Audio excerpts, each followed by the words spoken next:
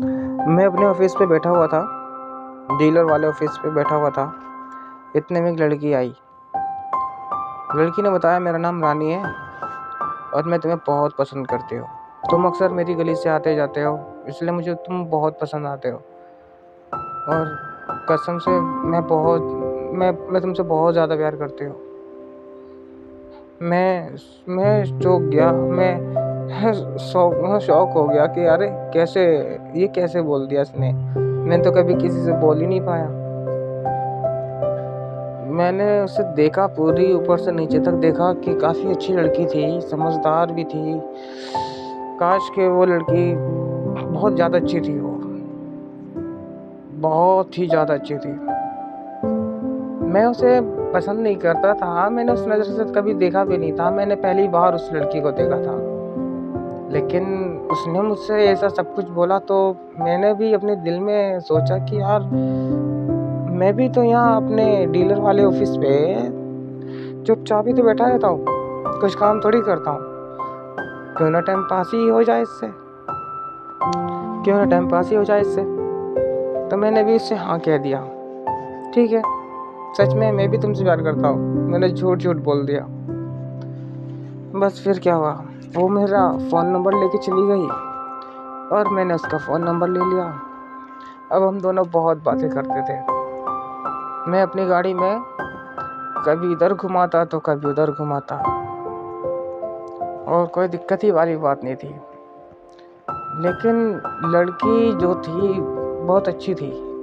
वो मेरे पास ऑफिस पे आ जाती थी, मेरे लिए खाना लेकर आती थी अपने घर से।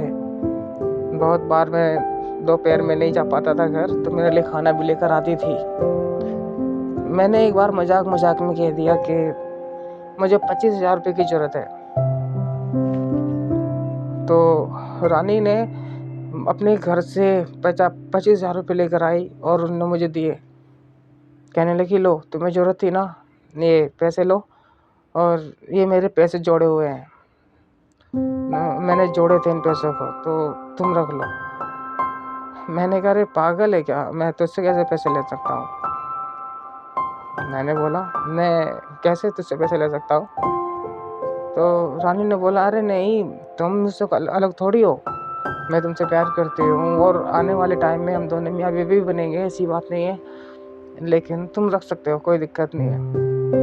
मैंने वो पैसे रख लिए। मैं तो झूठा प्यार करता था, पर वो कब इतना सच्चा प्यार समझने लगी थी। पता नहीं क्यों इतना अच्छा प्यार करती थी मुझसे कि मेरी हर एक परेशानी में वो काम आने लगी। हर वक्त मेरे लिए खड़ी रहती थी। अरे इतना ही नहीं, एक बार तो इसके भाई ने एक साथ हम दोनों को देख लिया। इसके पापा और इसके भाई आके मुझे मारने लगे। रानी उनके बीच में आ गई और कहने लगी, तुमने हाथ ही कैसे लगाया इसको, हाँ, क्यों हाथ लगाया इसको, मैं इसके लिए जान दे सकती हूँ, पता है तुम्हें, जाओ यहाँ से। उसने अपने पापा को, अपने भैया को वहाँ से भगा दिया और मैं सिर्फ देखता रह गया कि उसने ऐसा कैसे कर दिया। अपने भैया और अपने पापा को इस तरह से डांट के भगा दिया जैसे कोई गैर हो, अपने नहीं। फिर वो घर पे गई और फिर कल को वापस लौट कर आई। उसको काफ़ी चोट लगी हुई थी। मैंने देखा कि अरे इतनी चोट कैसे लग गई। तो उसने बताया, मेरे पापा ने, मेरे भैया ने खूब मारा मुझे, सिर्फ तुम्हारी वजह से। हम पकड़े गए थे ना उसकी वजह से। पर मैंने भी कह दिया उनसे, तुम ही मेरे जीवन साथी बनोगे, मैं तुमसे शादी करूँगी। मैंने अपने मन ही मन में सोचा कि यार मैं तो इसके साथ टाइम पास कर रहा था और ये इतना सच्चा प्यार करने लगी, मैं कैसे सोच सकता हूँ इतना। मैंने तो कभी सोचा ही नहीं कि मैं इससे शादी करूँगा, मगर ये कितना कुछ सोच के बैठी हुई है। बस फिर क्या हुआ, मेरे मम्मी पापा ने भी रिश्ता देख रहे थे। तो एक बार तो मेरे भी ख्याल में आया कि यार क्यों ना मैं इससे शादी कर लूँ, लेकिन मुझे इस लड़की से यानी रानी से प्यार था ही नहीं। और देखने में अच्छी थी, टाइम पास के लिए बहुत अच्छी थी देखने में। काश कि वो सच में मेरी बीवी बनती तो मैं बहुत खुश रह सकता था। स्मार्ट भी थी, बातचीत में भी अच्छी थी, कोई कमी ही नहीं थी उसके अंदर। बस क्योंकि मेरे मन में बस ये बात थी कि मैं तो टाइम पास कर रहा हूँ, तो बस टाइम पास ही कर रहा था उसके साथ। बस फिर क्या हुआ, मेरे मम्मी पापा ने लड़की वड़की देख रहे थे, तो लड़की जिद कर रही थी, रानी ने जिद की मुझसे कि तुम मुझसे शादी कर लो। मैंने उसे रानी को कभी बताया ही नहीं कि मेरे लिए लड़की देखी जा रही है। बस मैं टाइम पास ही करता रहता उसके साथ, और वो भी समझदार लड़की थी। जो मैं कह दिया करता था वो वही मान लेती थी। मुझे ऐसा लगता था जो मैंने बोल दिया वो पत्थर की लकीर है। मैंने एक बार कह दिया कि हाँ मैं तुझसे शादी करूँगा, बस फिर क्या हुआ, वो बिल्कुल निश्चिंत हो गई। उसे इतना सुकून मिल गया कि जब उसने कह दिया तो बस वो कर ही लेगा शादी। उसने सोच लिया।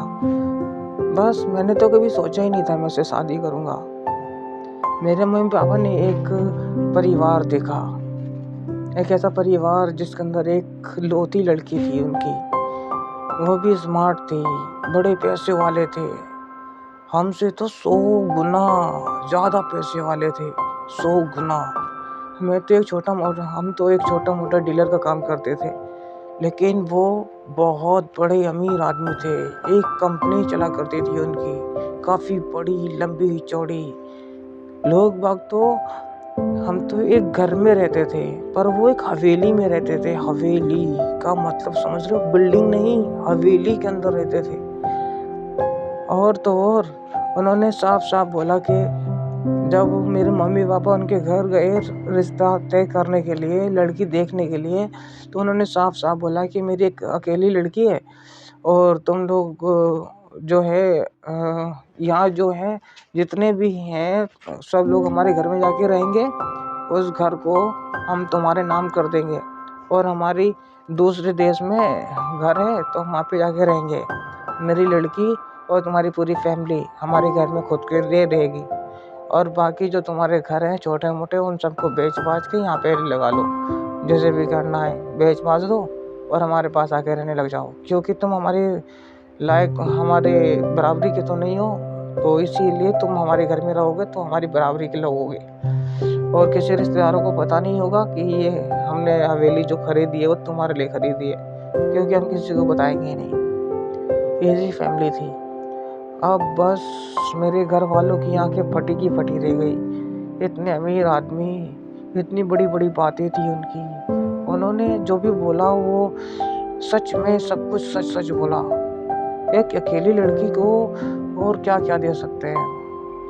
बस लड़की के घर वाले यही चाहते थे कि हम लोग कहीं दूसरे देश में जाके रह लेंगे जहाँ उनका घर है, यहाँ पे इस हवेली के अंदर वो लड़की रहेगी या हमारा परिवार रहेगा, बस और कोई नहीं रहेगा। और जो कंपनी है बड़ी वाली वो भी मेरे नाम हो जाने वाली है। जब मुझे पता चला कि मैंने भी झट से हाँ कर दी। अरे भाई, फिर मेरे मन में ख्याल आया कि मैंने तो उस लड़की से भी वादा किया है, यानी रानी से भी मैंने वादा किया है शादी करने का। तो फिर मेरे पास 2 रास्ते थे, या तो मैं रानी से शादी कर लूँ, और जो एक गरीब सी लड़की है, बहुत ज़्यादा गरीब सी, सिर्फ दिखने में तो अच्छी है, और दूसरी तरफ मैं देखता हूँ कि वो लड़की जिसका नाम रुकैया है, वो रुकैया, ओहो, रुकैया भी बहुत खूबसूरत थी। तो मैंने सोचा जब दोनों ही खूबसूरत हैं तो मैं अगर रानी से शादी करता हूँ तो क्या मिलेगा, कुछ भी नहीं मिलेगा, बस मुझे लगाना पड़ेगा। और अगर रुकैया से शादी करता हूँ तो पूरी कंपनी की कंपनी मेरे नाम हो जाएगी, पूरी हवेली मेरे नाम हो जाएगी, और हमारे दिन सुधर जाएंगे, हम अमीर बन जाएंगे। क्यों ना मैं रुकैया से शादी कर लूँ। बस फिर क्या हुआ, बस मैंने भी बिना कुछ सोचे समझे शादी तय कर ली। मैंने शादी कर ली उस रुकैया से, वहाँ रुकैया से जो मैं बहुत पैसे वाला बन चुका था। और लड़की रुकैया के घर वालों ने सब कुछ रुकैया के नाम कर दिया, सारी प्रॉपर्टी, सारी कंपनी, सब कुछ रुकैया के नाम कर दिया था। और जब रुकैया का हुआ तो मेरा भी हुआ सब कुछ, इसीलिए मैं बहुत खुश था। मेरी शादी को 3 दिन बीत चुके थे, हमने अपनी शादी में अपने सारे घर बार को बेच बाच के अपनी शादी ब्याह में सब कुछ खर्च कर दिया। ऐसी धूमधाम से शादी हुई, पूरा मोहल्ला क्या तो 2-3 मोहल्ले आके देखते थे कि यार क्या शादी हुई है, वाह वाह वाह। बस जो भी देखता था वाह वाह करता था, ऐसी शादी हुई, इतना करोड़ों में शादी हुई हमारी, वाह वाह, मजा आ गया था शादी करके। अब मेरी शादी को 3 दिन हो चुके थे। मेरा छोटा भाई मेरे पास आया, उसने कहा राजू भाई, एक लड़की का, वो लड़की थी ना रानी, उसका फ़ोन आया था, वो मेरे फ़ोन में रिकॉर्डिंग है, वो सुन लो प्लीज़। उसने मुझसे बातें की, उसने मुझसे कुछ बोला। मैंने बोला क्या बोला? उसने रानी ने क्या बोला? तो भाई ने बोला कि लो तुम खुद ही सुन लो। अब छोटे भाई ने रिकॉर्डिंग चालू कर दी। रिकॉर्डिंग में था जो, वो सुन के राजीव यानी मैं बहुत चौंक गया, ये क्या हो गया। उसमें था कि रानी बहुत रो रही थी देखो, बोल रही थी कि देखो मैं तुमसे बिना नहीं रह सकती, मुझे माफ़ कर दो, मैंने बहुत कोशिश की मैं तुमसे बात ना करूं, मुझे तुमने बताया भी नहीं कि तुम्हारी शादी हो रही है, तुम शादी करके दूर होना चाहते हो, ठीक है हो जाओ, मगर मैं क्या करूंगी, मेरी सांस नहीं ली जा रही मुझसे, मेरे घर वाले मुझे ताना मारते हैं, वो कहते हैं कि जिसके लिए तू लड़ी, जिसके लिए तू इतना भरोसा करती थी, जिसे तू अपना भगवान मानती थी, अपना जीवन साथी बनाना चाहती थी, उसने ही तुझे धोखा दे दिया। आ जाओ एक बार उन सबको बता दो कि तुम धोखा नहीं दे रहे मुझे, तुम किसी मजबूरी में शादी कर रहे हो, बता दो आगे इन्हें, ये सब मुझे गलत समझ रहे हैं, मैं एक पल भी तुमसे दूर होकर नहीं रह सकती, मैं मर जाऊंगी, मुझे ले जाओ राजीव, मुझे ले जाओ प्लीज़, मैं पागल हो रही हूँ, मुझे हर वक्त तुम नज़र आते हो, जब तुम मुझे नज़र आते हो मैं तुम्हारे गले लगने की कोशिश करती हूँ पर तुम वहाँ से गायब हो जाते हो, प्लीज़ मुझे माफ़ कर दो अगर मुझसे कोई गलती हो गई अनजाने में, पर मुझे पता है मैंने कुछ ऐसी बात ही नहीं बोली कि तुम्हें बुरी लग जाए, अगर मान लो कि कुछ गलत कर दिया है मैंने, उसे माफ़ कर दो प्लीज़, मैं तुम्हारे बिना नहीं रह सकती, रह दो प्लीज़, मुझे माफ़ कर दो, मुझसे एक बार बात कर लो, मैंने तुम्हारे फ़ोन पे बहुत कॉल की पर तुम उठा नहीं पाए, इसीलिए मैंने तुम्हारे छोटे भाई के पास फ़ोन करा है, मैं चाहती हूँ तुम एक बार मुझसे बात कर लो, तुम्हारी खुशी इस चीज़ में है, दूसरी शादी करने में है, मुझसे शादी करने में नहीं है तुम्हारी खुशी तो कोई बात नहीं, मगर एक बार मुझे अपना चेहरा दिखा दो, अगर तुम मेरे सामने आ जाओगे तो मैं मरने में मुझे आसानी होगी, बस मेरी एक ही ख्वाहिश है कि अगर मैं मरूं तो तुम्हारी बाहों में मरूं, प्लीज़ तुम मेरे पास आ जाओ। रोते रोते बोलने लगी, रोते रोते फोन कट गया। 3 दिन हो गए थे जब ये रिकॉर्डिंग सुनी। राजीव ने देखा कि अरे ये क्या है यार, रानी के साथ बहुत ज़्यादा बुरा हो गया, मैंने तो शादी कर ली, अरे भाई मैंने इससे कभी प्यार किया ही नहीं था, मैंने अपने छोटे भाई को बताया मैंने इससे कभी प्यार किया ही नहीं था यार, हाँ मैंने कहा था इससे मैं तुमसे शादी करूँगा, हाँ मैं मानता हूँ मैंने इससे प्यार का नाटक किया था, लेकिन मैंने कभी सोचा ही नहीं मैं इससे शादी करूँगा। तो छोटे भाई ने बोला कि तुमने मेरे सामने बोला था उस लड़की से यानी रानी से कि तुम मुझसे शादी करोगे, तो तुमने इससे शादी क्यों की। ये सारी बातें राजीव की बीवी यानी रुकैया ने भी सारी बातें सुन ली थी। रुकैया पास आई और राजीव का गिरबान पकड़ा और कहा कि क्या बोला तुमने इसे धोखा दिया है, चलो अभी के अभी चलो मेरे साथ और इसके रानी के घर चलो अभी के अभी, वरना मैं तुम्हें घर से बाहर निकाल दूंगी, तुमने मुझे धोखा दिया है, तुमने मुझे पहले बताया नहीं कि तुम किसी से प्यार भी करते थे, कोई तुमसे प्यार करती थी। चलो अभी के अभी चलो। छोटा भाई और राजीव और छोटा भाई और मैं और मेरी वाइफ रुकैया तीनों के तीनों पहुंच गए उस रानी के घर। देखा तो रानी मौत की बाहों में पड़ी थी। चंद सांसें ले रही थी, बस मरने ही वाली थी। इसकी कुछ ज़्यादा तबीयत खराब हो गई थी। रानी ने मुझे देखा और बाहें फैला ली कि आ जाओ, मुझे यकीन था तुम जरूर आओगे। वो मेरे पास आई और एकदम से गिर गई। मैंने उसे पकड़ के गोद में डाल लिया। मैंने उससे कहा कि अरे क्या हुआ तुम्हें, सब ठीक है ना, ऐसी इतनी तबीयत कैसे खराब हो गई तुम्हारी। रानी ने बोला बस अब मुझे कोई ऊपर वाले से कोई शिकवा नहीं, कोई शिकायत नहीं। बस मेरी आखिरी ख्वाहिश यही थी कि मैं तुम्हारी बाहों में मर जाना चाहती हूँ। अगर मैं जीऊँगी तो तुम्हारे लिए, और अगर तुम्हें मेरी ज़िंदगी में नहीं तो मैं जी के भी क्या करूँगी। इसीलिए मैं मर रही हूँ। मैं जा रही हूँ तुम्हें छोड़ के, मुझे माफ़ कर देना। मैंने रानी के घर वालों से पूछा क्या हुआ इसे। घर वालों ने बताया कि इसकी बहुत ज़्यादा तबीयत खराब होने लगी 3 दिन के अंदर। इसे 2 भी दवाई ला के दी, इसने कुछ नहीं खाई और बाकी सब दवाइयों को फेंक दिया। और अब इसकी इतनी ज़्यादा तबीयत खराब हो गई है कि कुछ कह नहीं सकते। बाकी तो तुम देख ही रहे हो। और बस राजीव की गोद में रानी ने मेरी गोद में रानी सर रखते हुए सो गई और ऐसी सोई कि फिर कभी उठ नहीं पाई। हाँ, वो मर चुकी थी, एक प्यार के धोखे में मर चुकी थी। बस इतना ही था। रुकैया ने देखा कि वो लड़की मर गई है। रुकैया ने कहा कि तुमने रानी के साथ बहुत बुरा किया है, इसीलिए अगर कोई आदमी बुरा हो, उसके साथ बुरा करा जाए तो ये ठीक होगा, गलत नहीं। अगर किसी अच्छे के साथ अच्छा करो तो अच्छा होता है, और अगर किसी अच्छे के साथ बुरा करो तो बहुत ज़्यादा बुरा होता है। इसीलिए तुमने एक अच्छे के साथ बहुत ज़्यादा बुरा करा है, तुमने उसकी जान ले ली है।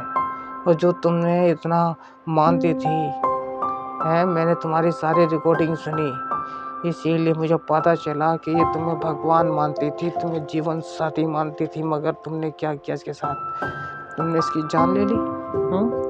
तुमने इसकी जान ले ली। अरे तुमने पैसे की लालच में करा, किसके लालच में करा, तुमने मुझे एक बार बताया तो होता। नहीं तुम्हें इतनी दौलत दे दी थी कि तुमसे ख़त्म नहीं होती। मगर तुमने इस लड़की की ज़िंदगी तो छीनी है, पर इसके साथ साथ मेरी ज़िंदगी भी ख़राब की है। और कोई मेरी ज़िंदगी ख़राब करे ये मुझसे बर्दाश्त नहीं होगा। तो इसीलिए आज से अभी से मैं तुम्हें तलाक देती हूँ। जाओ, मैं तुमसे डिवोर्स लेती हूँ, डिवोर्स। बस फिर क्या हुआ, और मैं भाग के अपनी रुकैया के पास गया और कहा नहीं, ऐसा नहीं हो सकता, तुम मुझे तलाक नहीं दे सकती, तुम मुझे डिवोर्स नहीं दे सकती तुम। रुकैया ने बोला क्यों नहीं दे सकती, बताओ क्यों नहीं दे सकती मैं तुम्हें डिवोर्स। मैंने बोला अरे मैं तुम्हारा आदमी हूँ और मैंने तुम्हारे साथ गलत क्या किया है, मैंने तुम्हारे साथ सब अच्छा करा है, मैंने तुमसे कोई झूठ नहीं बोला। तो रुकैया ने बोला कि तुमने कुछ सच भी तो नहीं बोला, तुमने इस लड़की की जान ले ली, और जो आदमी इस लड़की की जान ले सकता है वो मेरी भी ले सकता है। इसीलिए जाओ, मैंने और आज के बाद मेरे घर में दिखाई मत देना, और मैंने तुमसे डिवोर्स ले चुकी हूँ। जाओ निकलो यहाँ से और आ जाना कोर्ट के अंदर, कागज़ ले जाना। और आज के बाद मेरी हवेली के पास भी दिखाई दिए तो तुम्हें धक्के मार के बाहर निकालूंगी, और अपने बॉडीगार्ड से कह दूंगी कि कोई भी अंदर घर के अंदर ना सके, अगर आया तो गोली मार देना। मैं खड़ा हुआ बेजान आदमी की तरह खड़ा हुआ देखता रहा। उधर रानी भगवान के पास जा चुकी थी और उधर मैं बाहर, घर से बाहर खड़ा था। मुझे अपनी गलती का एहसास हो रहा था कि मैंने एक पैसों के लालच में इतने प्यार करने वाले की जान ले ली थी। मैंने ही जान ली थी, उसने जान नहीं ली है अपनी, मैंने उसकी जान ली है। मैंने उसके प्यार के साथ खिलवाड़ किया था, मैंने गलती की थी, मैंने प्यार में गलती की थी, मैंने प्यार में धोखा दिया था। ऐसा धोखा कि धोखे के बाद वो रानी जी ही नहीं पाई। मुझे हमेशा रानी याद आएगी। Okay, bye. यहाँ तक की थी ये कहानी। कभी किसी के साथ ऐसा ना हो, इसीलिए तुम सब कभी भी किसी भी तरह किसी प्यार के चक्कर में पड़ना नहीं। ओके, मिलते हैं और किसी कहानी के अंदर। Okay, bye.